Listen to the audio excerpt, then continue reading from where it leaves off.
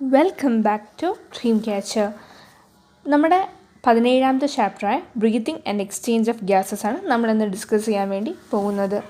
നമ്മൾ മുമ്പ് പഠിച്ചതുപോലെ ഓക്സിജൻ നമ്മുടെ ബോഡിയിൽ യൂസ് ചെയ്യുന്നുണ്ട്.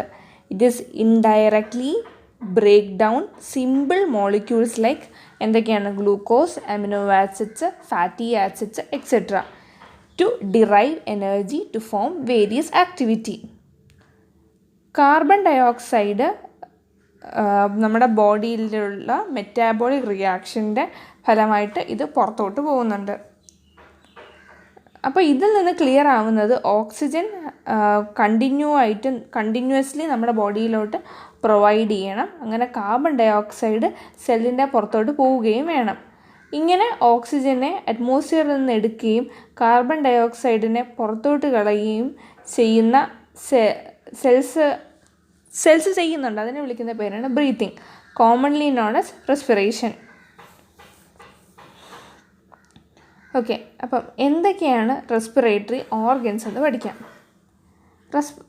Mechanism of breathing vary among different groups of organism depending mainly on their എവിടെ ജീവിക്കുന്നു and the level of organisation.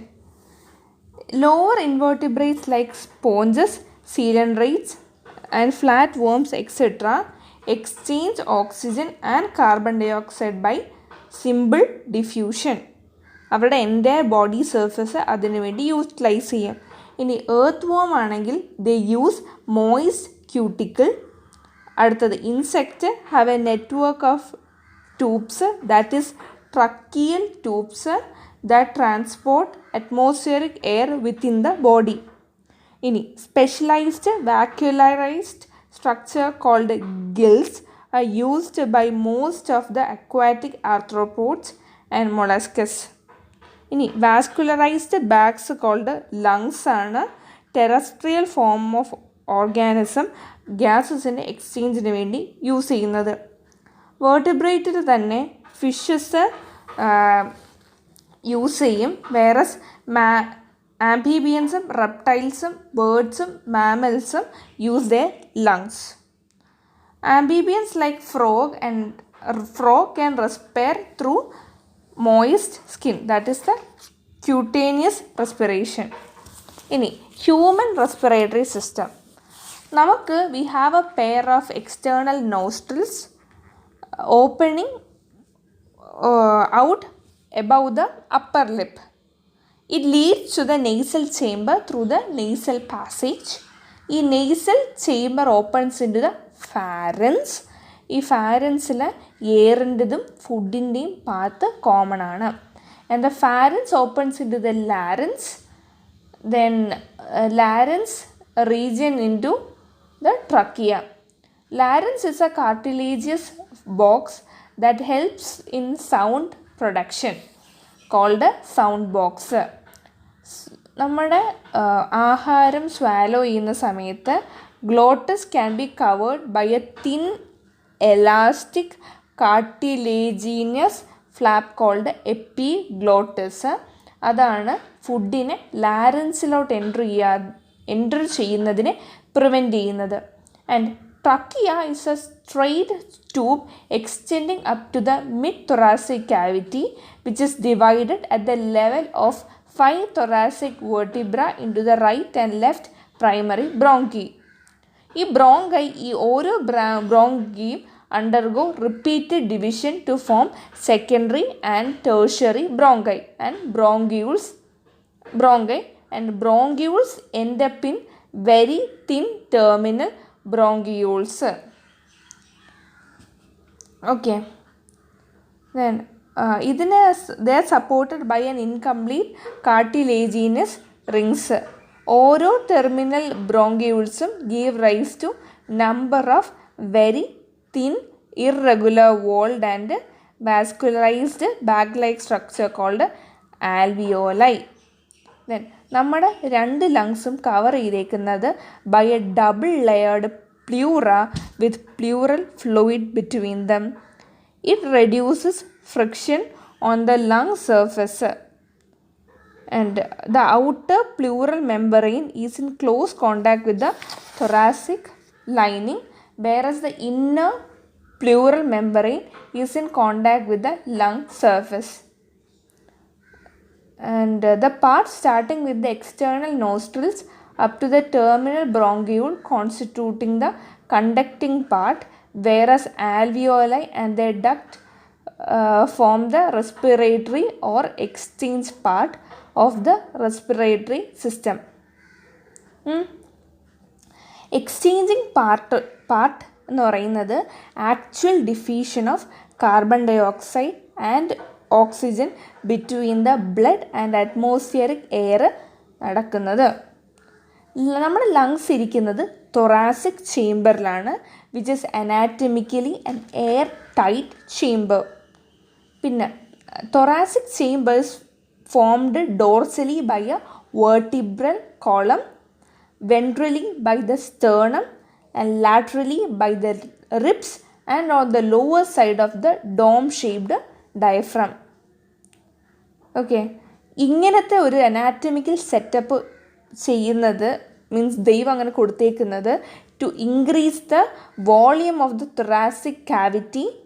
Okay, ആ ഒരു ഓക്സിജൻ്റെ അല്ലെങ്കിൽ നമ്മുടെ എയറിൻ്റെ അളവിൻ്റെ വോളിയം കൂട്ടാൻ വേണ്ടിയാണ് അങ്ങനെ ചെയ്തേക്കുന്നത്.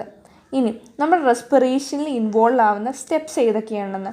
ആദ്യം ബ്രീത്തിങ്ങിനകത്ത് atmospheric എയറിനെ in which atmospheric air is drawn in and the carbon dioxide rich alveolar air is released out. രണ്ടാമത്തത് the diffusion of gases across alveolar membrane.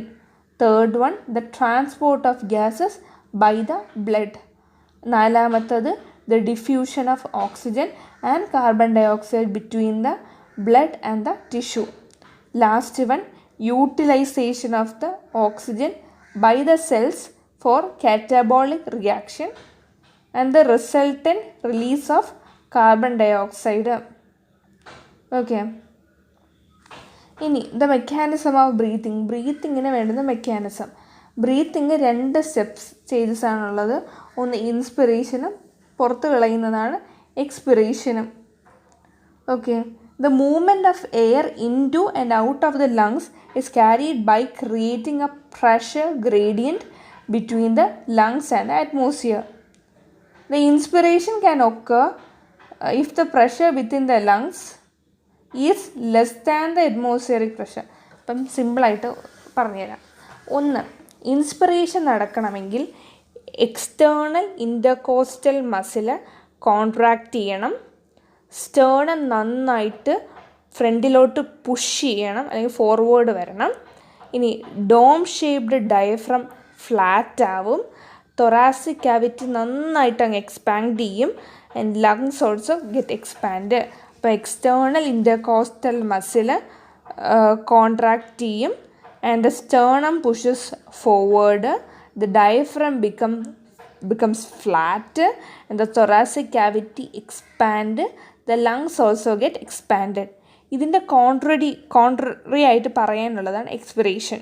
അപ്പോൾ internal intercostal muscle contrast, sternum gets backward, the diaphragm become dome shaped, thoracic cavity contrast and lungs also get contrast. Okay, അതാണ് അത്രയും പറയാനുള്ളത്. ഇനി ഒരു average ഒരു healthy human breath ചെയ്യുന്നത് 12 മുതൽ 16 തവണയാണ് per minute. And you know the volume of the air involve in breathing movement can be estimated by using a spirometer. അതെന്ന് പറയുന്നത് ഒരു ക്ലിനിക്കൽ അസസ്മെൻറ്റ് ഓഫ് പൾമിനറി ഫങ്ഷന് വേണ്ടി സഹായിക്കുന്ന ഒന്നാണ്. Okay, then respiratory volumes and capacities. First വണ്ണാണ് tidal volume. Tidal volume എന്ന് പറയുമ്പോൾ the volume of air inspired or expired during a normal respiration. ഒരു തവണ ഒരു 500 ml ഒക്കെയാണ്. അപ്പോൾ the volume of air inspired or expired during a normal respiration. Okay ആണല്ലോ. അപ്പം 500 × 12 ആകുമ്പോഴത്തേക്ക് 6000. അപ്പോൾ 6000 ml. 12 1 മിനിറ്റ്. ഓക്കെ, ഒരു സെക്കൻഡ്. യാ 12 ഒരു തവണ. അടുത്തതാണ് ഇൻസ്പിറേറ്ററി റിസർവ് വോളിയം.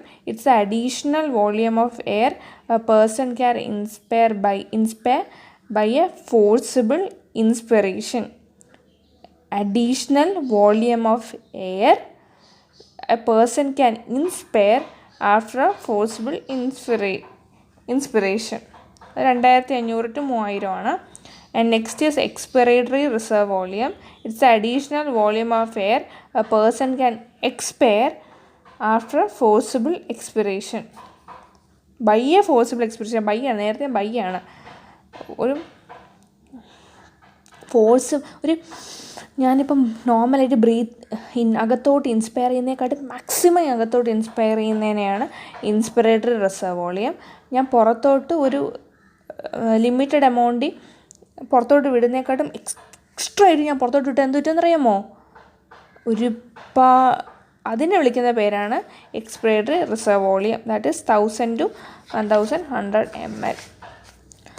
അടുത്തതാണ് റെസിഡ്യൂവൽ വോളിയം. റെസിഡ്യൂവൽ വോളിയം എന്ന് പറയുന്നത് ആഫ്റ്റർ ഒരു ഫോഴ്സിബിളായിട്ടുള്ള എക്സ്പിറേഷന് ശേഷവും നമ്മുടെ ബോഡിക്കകത്ത് എത്രമാത്രം എയർ റിമെയിനിങ് ചെയ്യുന്നതിൻ്റെ volume. That is 1100, 1000.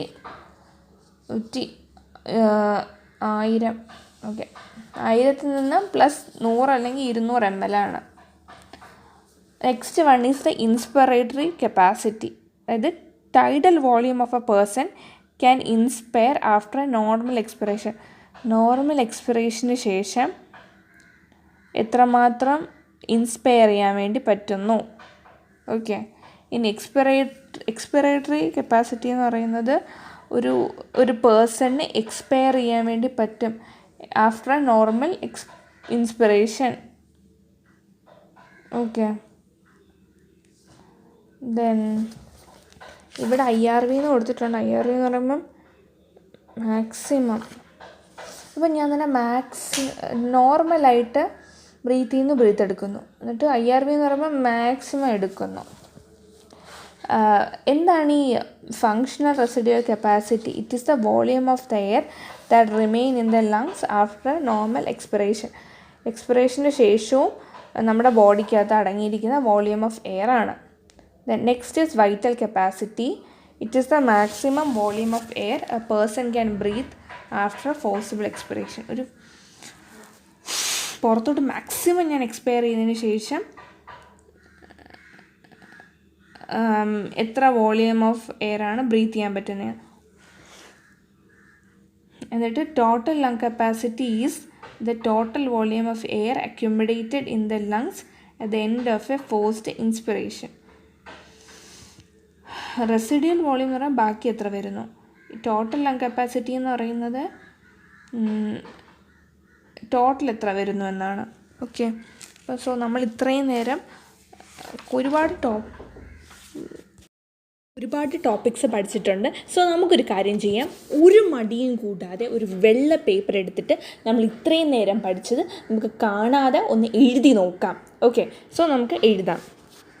Just video ഒന്ന് പോസ് ചെയ്യുക, എഴുതുക. അപ്പം എനിക്ക് തോന്നുന്നു നിങ്ങൾ എല്ലാ കാര്യങ്ങളും കൃത്യമായിട്ട് തന്നെ പോസ് ചെയ്തിട്ട് എഴുതിയിട്ടുണ്ടെന്ന് ഞാൻ വിശ്വസിക്കുന്നു. ഇനിയുള്ള സ്റ്റെപ്പ് എന്ന് പറയുന്നത് ഇമ്പോർട്ടൻ്റ് ആയിട്ടുള്ള സ്റ്റെപ്പ്, ആ വെള്ള ഷീറ്റിൻ്റെ ബാക്കിയുള്ള ഏരിയയിൽ എന്തൊക്കെ പോയിൻറ്റ്സാണ് മിസ് ചെയ്തിട്ടുണ്ടെന്ന് നോക്കണം. ഓക്കെ, എന്നിട്ട് ഒരു റെഡ് ഇങ്ക് എടുത്തിട്ട് എഴുതി വെക്കണം എന്തൊക്കെയാണ് മിസ് ചെയ്തിട്ടുള്ളത് എന്ന്. സോ ആദ്യം പറഞ്ഞ ബ്രീത്തിങ്, റെസ്പിറേഷൻ അതെല്ലാം എഴുതിയോ നോക്കണം. പിന്നെ ഇപ്പം എന്തെങ്കിലും പോയിന്റ് മിസ് ചെയ്തിട്ടുണ്ട്. Example, different group of organism depend mainly on habitat and level of organisation എഴുതിയിട്ടില്ല. അപ്പം അത് എഴുതണം. ഹാബിറ്റാറ്റ് ആൻഡ് ലെവൽ ഓഫ് ഓർഗനൈസേഷനാണ് എന്തിന് ഡിസൈഡ് ചെയ്തതെന്ന് റെഡ് ഇങ്ക് കൊണ്ട് എഴുതണം. Okay, do it. Pause the video and do it. So നിങ്ങൾ അതും കംപ്ലീറ്റ് ചെയ്തെന്ന് ഞാൻ വിശ്വസിക്കുന്നു. അപ്പം ഇങ്ങനെ എഴുതുന്നത് വഴി നിങ്ങൾ അടുത്ത ദിവസം എടുത്ത് നോക്കുമ്പോൾ ഓക്കെ ഏകദേശം നമ്മൾ നീല കളർ അല്ലെങ്കിൽ കറുത്ത കളറിൽ പേന കൊണ്ട് എഴുതിയത് ജസ്റ്റ് ഒക്കെ ഒന്ന് ഓടിച്ച് നോക്കാം. അപ്പം നമുക്ക് പല കാര്യങ്ങളും ഓർത്തെടുക്കാൻ വേണ്ടി പറ്റണം, ശ്രദ്ധ വേണം, കോൺസെൻട്രേഷൻ.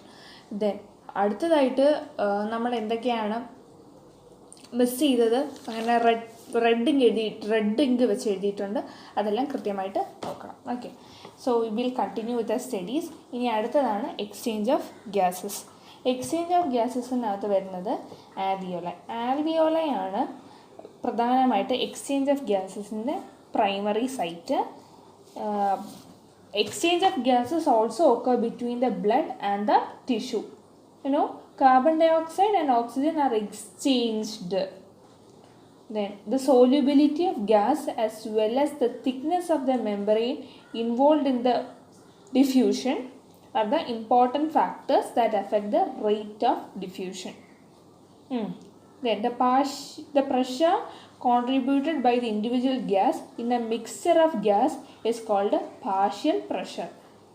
ഓക്കെ, ഇപ്പോൾ നമ്മുടെ ബോഡിക്കകത്ത് ഓക്സിജനുണ്ട്, കാർബൺ ഡൈ ഓക്സൈഡ്, നൈട്രജനുണ്ട്. അപ്പോൾ കാർബൺ ഡൈ ഓക്സൈഡിനെ മാത്രമാണ് നോക്കുന്നതെങ്കിൽ partial pressure of carbon dioxide. Oxygen മാത്രമാണെങ്കിൽ പാർഷ്യൽ പ്രഷർ ഓഫ് ഓക്സിജൻ നോക്കണം. ഓക്കെ, ദെൻ ഇവിടെ ഒരു ഡേറ്റ കൊടുത്തിട്ടുണ്ട്. റെസ്പിറേറ്ററി ഗ്യാസ് ഓക്സിജൻ ആണെങ്കിൽ അറ്റ്മോസ്ഫിയറിക് എയർ 159, ആൽവിയോലയിൽ 104. അപ്പം ബ്ലഡിലാണെങ്കിൽ 40, മീൻസ് ഡിയോക്സിജനേറ്റഡ് ആണെങ്കിൽ ലോവർ ആയിരിക്കും. ഓക്സിജനേറ്റഡ് ആണെങ്കിൽ 95, ആ ഹയ്യർ ആയിരിക്കും ഓക്സിജനേറ്റഡ്. ടിഷ്യൂ 40. ഇനി കാർബൺ ഡൈ ഓക്സൈഡ് ആണെങ്കിൽ ഏറ്റവും വലുത് മറ്റേ ബ്ലഡിനകത്ത് ഡിയോക്സിനേറ്റഡ് 45, ഏറ്റവും വലുതായിരിക്കും. പിന്നെ ആൽവിയോലയിലോട്ട് പോകുമ്പോഴത്തേക്കും കുറയും, 40 ആവും. പിന്നെ ഓക്സിജനേറ്റഡ് ആണെങ്കിലും കുറവാണ്, ടിഷ്യൂവിനകത്ത് കൂടുതലുണ്ട്. അറ്റ്മോസ്ഫിയറിലോട്ട് പോകുന്നത് 0.3% മാത്രം ആണ്. ഓക്കെ, ആണ് mmHgയിലാണ് നോക്കുന്നത്, അല്ല പെർസെൻറ്റേജ് കണക്കല്ല കേട്ടോ, അതൊന്ന് ശ്രദ്ധിച്ചിരിക്കണം. Then as a solubility of carbon dioxide is 20 to 25 times higher than of the oxygen. ഓക്സിജനെക്കാട്ട് 20 മുതൽ 25% ഹയ്യർ ആണ്. എന്ത് അത്ഭുതകരമാണല്ലേ. The amount of carbon dioxide that diffuses through the diffusion membrane per unit membrane is the partial pressure is which higher compared to that of the oxygen. ഇനി ഇത് diffusion മെമ്പറൈനും ഉണ്ടാക്കിയിരിക്കുന്നത് 3 major layers കൊണ്ടാണ്. ഒന്ന് thin squamous epithelium, രണ്ടാമത്തേത് endothelium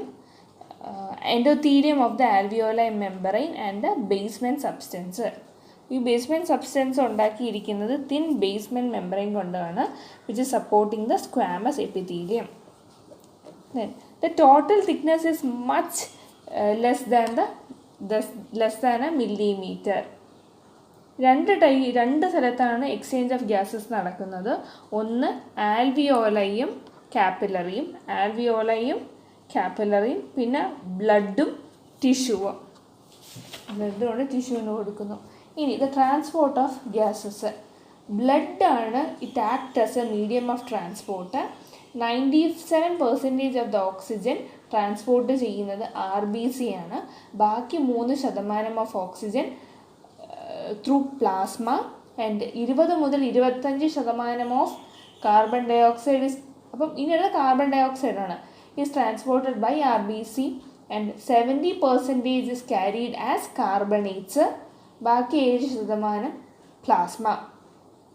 okay, carbon dioxide നോക്കുന്നെങ്കിൽ 97, പിന്നെ carbon dye oxide ആണെങ്കിൽ 70 bicarbonate, 20 മുതൽ 25% ഹീമോഗ്ലോബിൻ, ബാക്കിയുള്ള 7% ഡിസോൾഡ് ഫോമിലാണ് through plasma.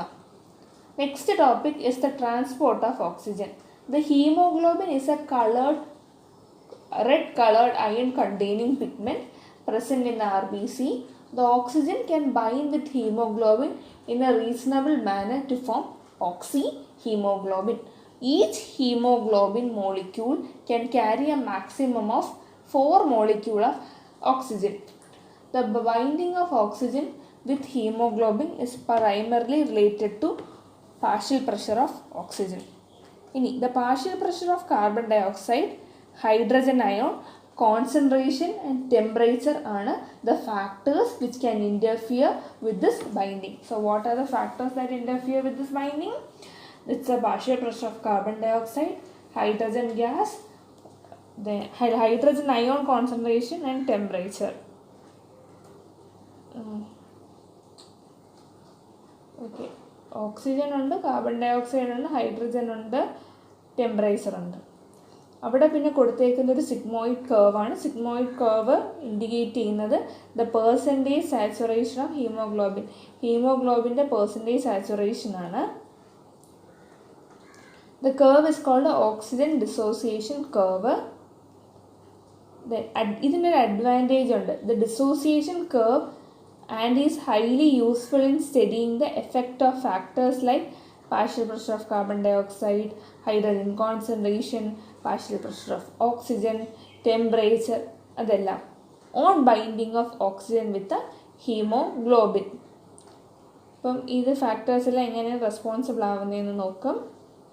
ആൽവിയോലയിൽ high partial pressure of oxygen ആണ്, low partial pressure of carbon dioxide, lesser hydrogen concentration and lower temperature. These are the factors which are favorable for the formation of oxyhemoglobin. Whereas ടിഷ്യൂവിലാണെങ്കിൽ partial pressure of oxygen കുറവ്, partial pressure of carbon dioxide കൂടുതൽ, hydrogen concentration കൂടുതൽ, temperature exist ചെയ്യുന്നത് കൂടുതലാണ്. ഈ conditions are favourable for dissociation of oxygen. ആ സ്റ്റേറ്റിനെ വിളിക്കുന്ന പേരാണ് ഓക്സി ഹീമോഗ്ലോബിൻ. സ്റ്റേറ്റ് അല്ല, ഓക്സി ഹീമോഗ്ലോബിൻ. ഓക്കെ, അപ്പം എവരി 100 ml ഓഫ് ഓക്സിജനേറ്റഡ് ബ്ലഡിനും 5 ml of oxygen to the tissue under normal physiological condition.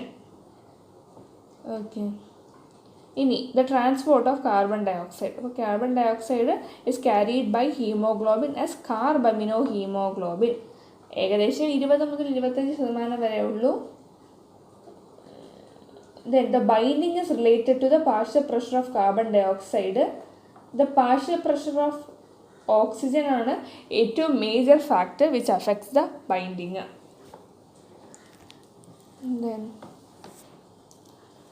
പിന്നെ ഇവിടെ അറിയേണ്ട ഒരു കാര്യം, ദ ഫാക്ടേഴ്സ് അഫക്റ്റിംഗ് അത് പറഞ്ഞു. RBCs containing a very high concentration of the enzyme, that is carbonic anhydrase, and minor quantity of the same is present in the plasma too. Then carbon dioxide plus water, then carbonic anhydrase gives H2CO3, then carbonic anhydrase gives HCO3 minus plus H plus. Okay, ഓരോ 100 ml of deoxygenated bloodലും delivers 4 ml of carbon dioxide to the alveoli. നേരത്തെ 5 ml of oxygen ആണെങ്കിൽ ഇവിടെ 4 ml of carbon dioxide to the alveoli. Okay, so കുറച്ചും കൂടി ഉള്ളൂ. Then the regulation of respiration. ഈ പറയുന്ന human ബീയിങ്ങിന് ഒരു സിഗ്നിഫിക്കൻറ്റ് എബിലിറ്റി ഉണ്ട് to maintain and moderate respiratory rhythm. ഇത് റെഗുലേറ്റ് ചെയ്യുന്നത് ന്യൂറൽ സിസ്റ്റമാണ് and specialised centre present on the medulla region in the brain is called respiratory rhythm centre. Another centre present in the pons region of the brain ആണ് pneumotaxic centre. Pneumotaxic, അപ്പോൾ ആദ്യത്തേത് respiratory rhythm, that is medulla oblongata. Then pneumotaxic center and pons chemosensitive area ഉണ്ട്, that is adjacent to the rhythmic center. Then അത് കുഴപ്പമില്ല, അത് മതി. ഇനി disorders of respiratory system. First വണ്ണാണ് ആസ്മ. ഇത് inflammation of the bronchus and bronchioles. Next one emphysema. ഇത് alveolar wall damage ആവുന്നതാണ്. റെസ്പിറേറ്ററി സർഫസ് വളരെ കുറയും. റീസൺ സിഗരറ്റ് സ്മോക്കിംഗ് ആണ്. അടുത്തത് ഒക്യുപ്പേഷണൽ റെസ്പിറേറ്ററി ഡിസോർഡേഴ്സ് ആണ്. ഇത് ഈ അലൂമിനിയം, സിലിക്കൺ അങ്ങനത്തെ കമ്പനിയിൽ വർക്ക് ചെയ്യുന്ന ആളുകൾക്കാണ് ഈ അസുഖം പ്രധാനമായിട്ടും വരുന്നത്. പ്രിവെൻറ്റീവ് മെഷറുണ്ട്. ജസ്റ്റ് മാസ്ക് ഒക്കെ ഉപയോഗിക്കുക. ദെൻ റീസൺ ഉണ്ടാവുന്നത് എക്സ്പോഷർ ടു ഹാംഫുൾ സബ്സ്റ്റൻസ് ആണ്. ഇപ്പോൾ എക്സാമ്പിളായിട്ട് പറയുന്നതാണ് ഫൈബ്രോസിസ്. പിന്നെ ഫൈബ്രോസിസ് ഉണ്ട്. ദെൻ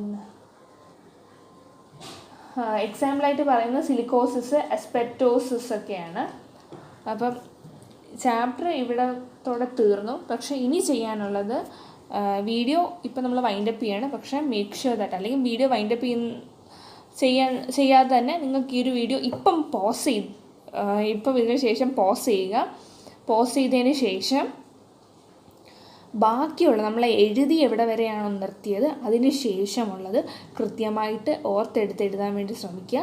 അതിന് ശേഷം വീഡിയോ പ്ലേ ചെയ്യണം. Okay, do it.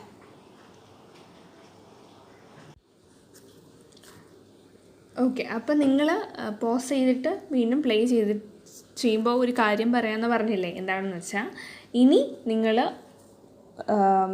റെഡ് പേന എടുത്തിട്ട് എന്തൊക്കെയാണോ എഴുതാത്തത് അതെല്ലാം അതിനകത്തോട്ട് ഫില്ല് ചെയ്യണം. എന്നിട്ട് റിവൈസ് ചെയ്തിരിക്കണം. Okay, so I hope that നിങ്ങൾക്ക് എല്ലാ കാര്യങ്ങളും ഇതിനകത്തൂടെ പറഞ്ഞു തന്നിട്ടുണ്ടെന്ന്. ഇൻ കേസ് എന്തെങ്കിലും ടോപ്പിക്സ് വിട്ടു പോയിട്ടുണ്ട് എന്നുണ്ടെങ്കിൽ okay, you can ask me in the comment box. So that ഞാൻ പ്രത്യേകിച്ചൊരു ഷോർട്ട് ഇടാം ഇതിൻ്റെ റിലേറ്റഡ് ആയിട്ടുള്ളത്. Okay, so study well. അപ്പോൾ നമുക്ക് പെട്ടെന്ന് തന്നെ ചാപ്റ്റേഴ്സ് എല്ലാം കവർ ചെയ്യാം. ഓക്കെ.